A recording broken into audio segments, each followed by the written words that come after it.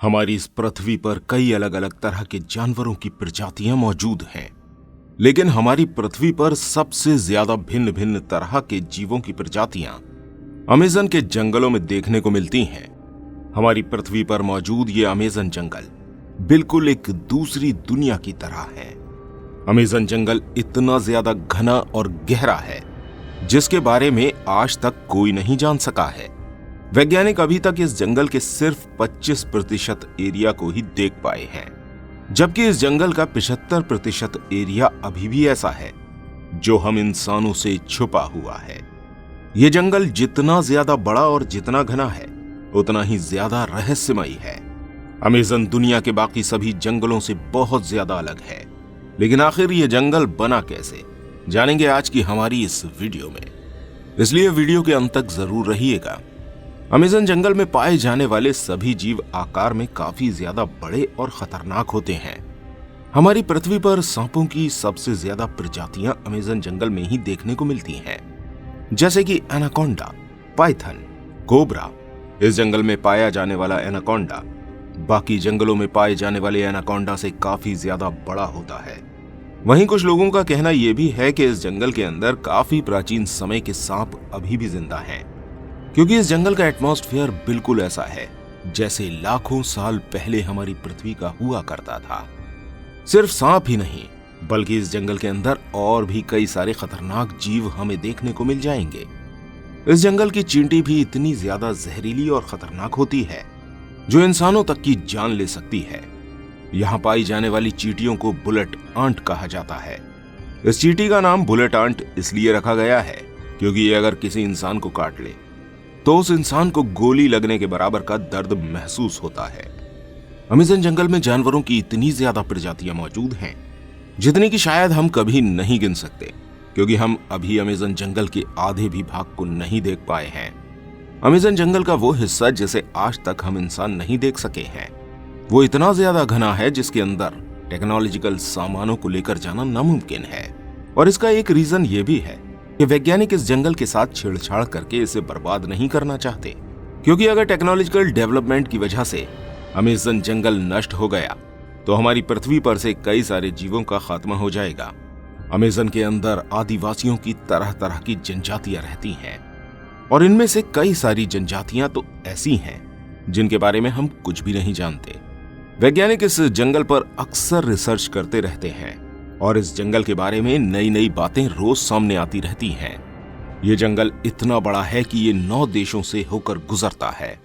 Amazon जंगल के अंदर जीवों की संख्या का अंदाजा आप इस तरह लगा सकते हैं कि हमारी पूरी पृथ्वी पर जितने भी जीव हैं उसमें से लगभग 1/3 आपको इस अमेज़न जंगल में मिल जाएंगे। इस जंगल के अंदर 390 अरब पेड़ मौजूद हैं।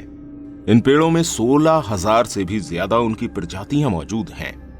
इसके अलावा अनुमान लगाया गया है कि इस जंगल के अंदर 400 से भी ज्यादा आदिवासी जनजातियां निवास करती हैं, और ये सभी जनजातियां बाहर की दुनिया से किसी भी तरह का कोई मतलब नहीं रखती। इस जंगल में तरह तरह के कीड़े और जंतु रहते हैं। इन कीड़ों की प्रजातियां भी हजारों की तादाद में हैं, जिनके बारे में अक्सर वैज्ञानिकों को दिन पर दिन पता चलता रहता है। इस जंगल में 3000 से भी ज्यादा मकड़ियों की प्रजातियां पाई जाती हैं, और इन मकड़ियों में ज्यादातर सभी मकड़ियां आकार में बड़े होने के साथ साथ जहरीली भी होती हैं।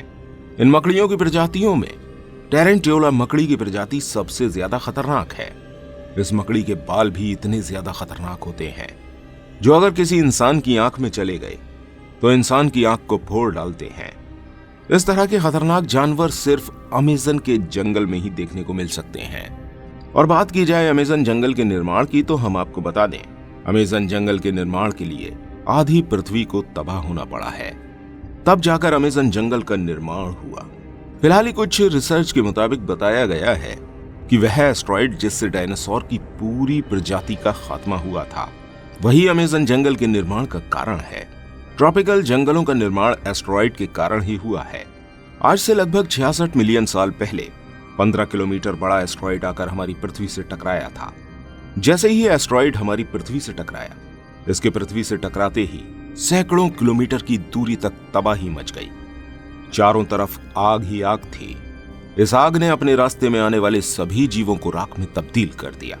एस्ट्रॉइड के टकराने से जो टक्कर हुई उसकी वजह से समुद्र में बहुत ऊंची ऊंची लहरें उठना शुरू हो गईं, जिसकी वजह से आधी दुनिया में तबाही सी आ गई। इस टक्कर से जो राख और धूल उत्पन्न हुई वो धीरे धीरे करके आसमान में फैलना शुरू हो गई, जिसके कारण हमारी पृथ्वी का वायुमंडल कई दिनों तक के लिए गैस और धूल से ढक गया और सूरज से आने वाली प्रकाश की किरणें हमारी पृथ्वी पर आना बंद हो गईं। हमारी पृथ्वी तक सूरज की किरणें न पहुंचने की वजह से पृथ्वी का तापमान धीरे धीरे कई डिग्री सेल्सियस तक गिरता चला गया। अचानक से होने वाली इस तबाही की वजह से कई सारे जीव जंतु और पौधों की प्रजातियां नष्ट हो गईं। कई महीनों के बाद धीरे धीरे पृथ्वी के वायुमंडल से जब गैस और डस्ट साफ होना शुरू हुआ तब प्रकाश की किरणों ने धरती पर आना शुरू किया।